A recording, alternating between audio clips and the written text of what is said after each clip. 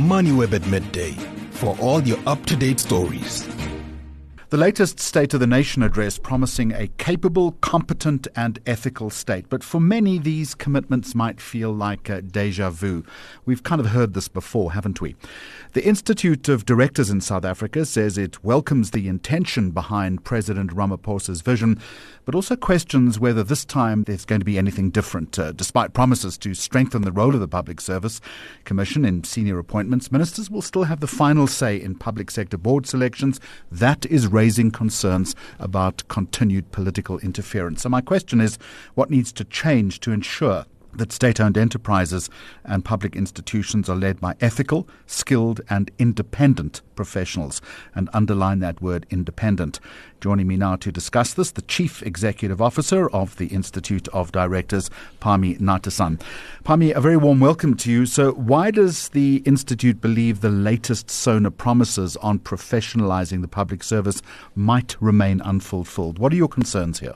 Yes, so I think the thing is that we hear the same thing far too often. And I'm sure you and I have spoken before at the times of previous SONAs with exactly the same issues, where government promises to do certain things. And in our instance, it's to professionalize the way that board members of SOEs, etc., are appointed.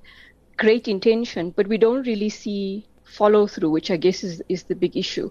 Are we going to hear the same thing again next year with no real changes happening? What's the real concern here? How do flawed board appointments contribute to governance failures within SOEs? And we know there have been so many. Yeah, so it's very important that we appoint the right board members. They have a really important role and responsibility in overseeing these SOEs and ensuring that these SOEs are successful and ultimately deliver on their mandates and drive South Africa forward. And in doing so, there are director competencies that need to be considered. So are the people that are being appointed competent to serve? Do they have a background in business? Do they understand how to read a set of financial statements? Do they have the moral compass? Do they understand their directors' duties to act in the best interest of the entity, not in the best interest of themselves or their political party or in any other affiliation? Now, I'm not saying that we don't have great board members in SOEs, and I'm sure there have been many great appointments made of recent times. But I think the issue is that the actual appointment process itself is not clear or transparent to us, and probably is inconsistently applied in the various ministries. The IoD worked many years ago on a guide to the appointment of SOEs with the Department of Public Services and Administration, which we felt would have made a really positive difference in standardizing the way in which board members are nominated and finally elected onto these SOE boards. But unfortunately, that also wasn't implemented or wasn't approved. So the call now is for what the IoD calls competency-based board appointments. How does that process actually work? So the IoD, we have what we call a director competency framework, which lists both the technical and social or personal competencies that we feel a good director should have. And what we really need to see is the criteria for shortlisting of these board members and for interviewing these potential candidates and for finally selecting these candidates is the proper criteria being used to assess whether the individuals have the competencies necessary to serve as directors. Is it difficult to find that competency, do you think? Or do those skills exist? We're just not trying hard enough to find them.